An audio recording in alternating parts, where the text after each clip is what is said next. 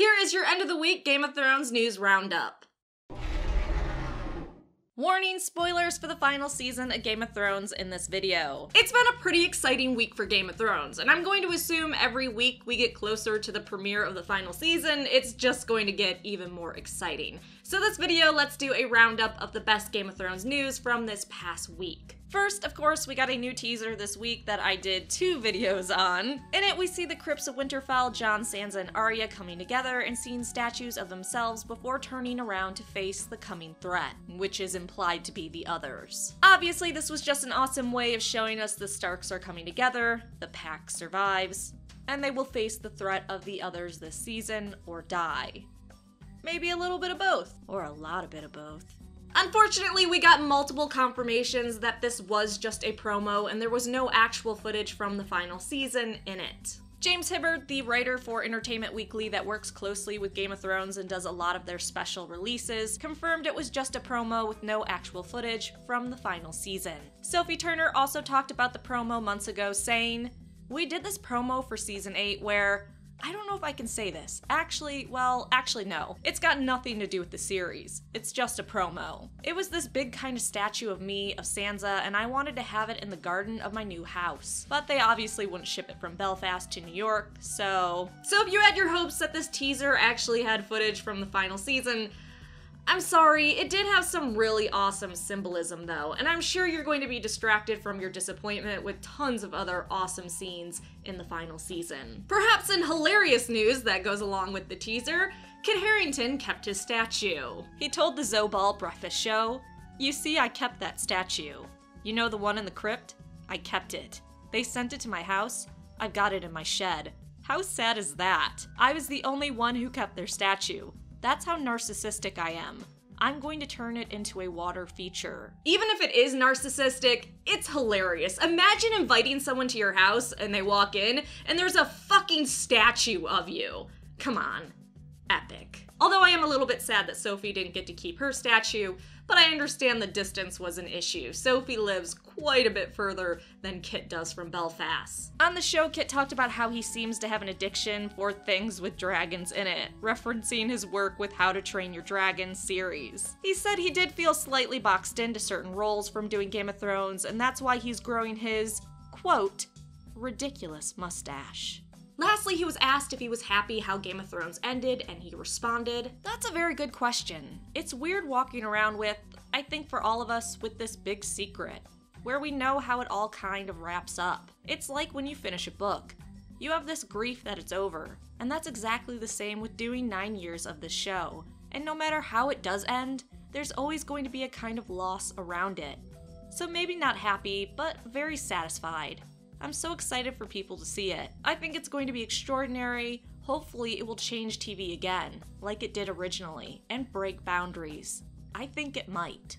Personally, I'm still really enjoying these recent interviews where Kit seems more excited with having worked on Game of Thrones and not so exasperated, but like I said in a previous news video, he was just exhausted from pouring so much energy into the final season. Apparently, it was a real killer for a lot of actors. As for this final season changing television, I mean, in a lot of ways, Game of Thrones has changed television in general, so this could just be actor hype, but I believe him and I can't wait to see what they do.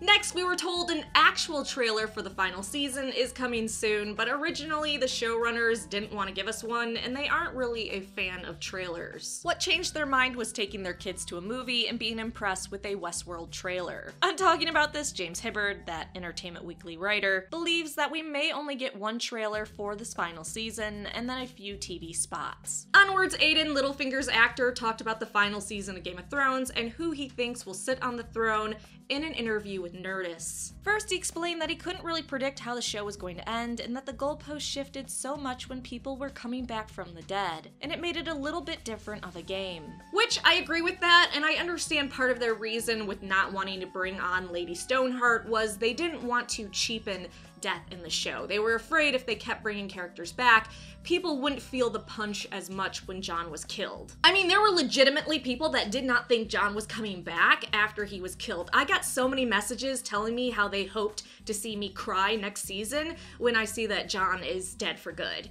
And then, of course, we all remember my gloating victory dance, which really pissed some people off. So again, suck it, bitches. So Aiden also expressed that he doesn't know what the ending is, but he hopes it's surprising. And that he thinks Game of Thrones is so good at blindsiding the audience that he'd like to think they'll pull something out of the bag that will shock people. But Aiden also talked about how he doesn't think anyone will end up on the throne in the end. Oh, he also wants Davos to be eaten by a shark, which Aiden claims that's how Liam thought his character would go out, so don't think Aiden is just being a bully. I mean, Davos getting eaten by a shark would be surprising. Dumb, but surprising. Oh my god, it would be so cool if it was a white shark. That would make it even dumber and even more awesome. Dumb and awesome is like the best combination there is. Though I'm still of the belief they killed Davos this season just to rip out our heart, and Jon is going to witness it. Because fuck us, that's why. Now here's something surprising. For the very first time, our newest Mountain actor needed a stunt double. So we've seen the Mountain, the absolute unit that he is, and he seems pretty capable of doing his own stunts. In fact, in the past he has. He revealed, all the seasons prior to the season that we just finished filming, I never had stunt doubles. I always did everything myself.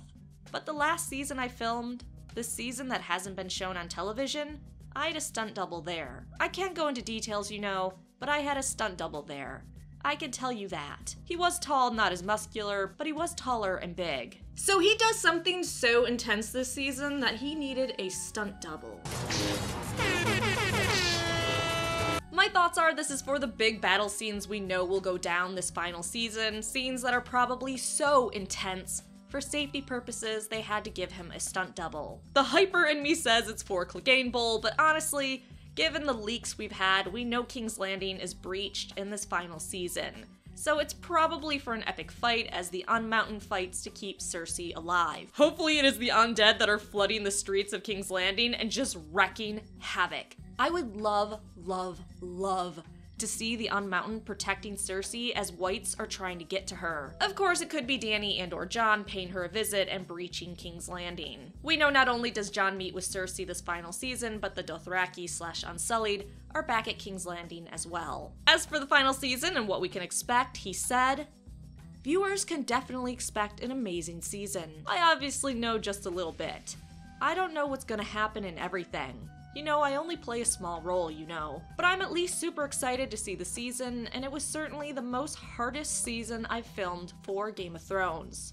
I am so hyped, oh my god.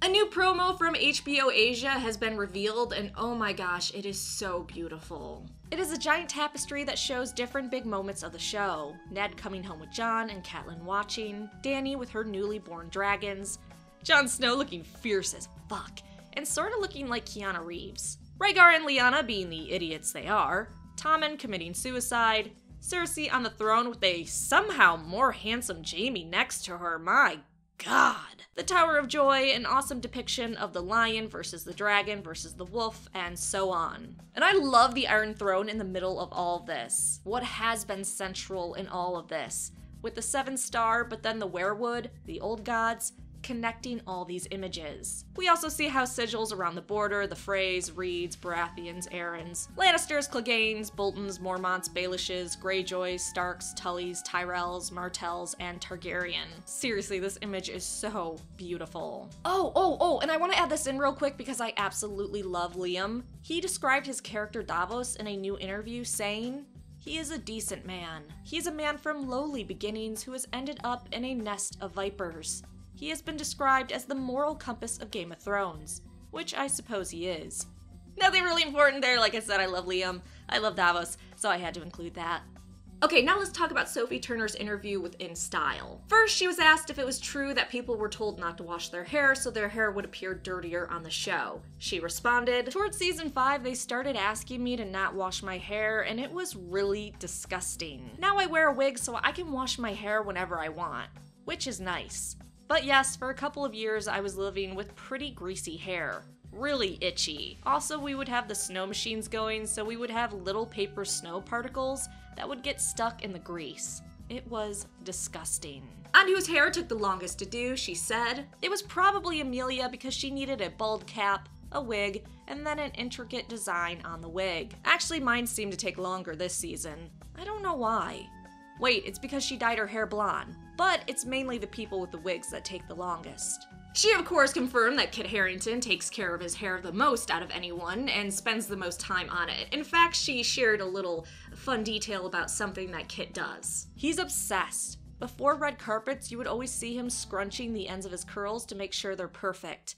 We all take the piss out of him for that. She also confirmed something we all know: Sansa changes her hair depending on who is influencing her. It's true, there's definitely a correlation. For so long, Sansa's hair changed season by season depending on who was influencing her. The first few episodes, she was a northerner in Winterfell and took after her mother with a simple braid down the back. Then when she went to King's Landing, it was a big, decadent halo that very much so was like what the Queen wore. With Littlefinger, she dyes her hair black and wears all black.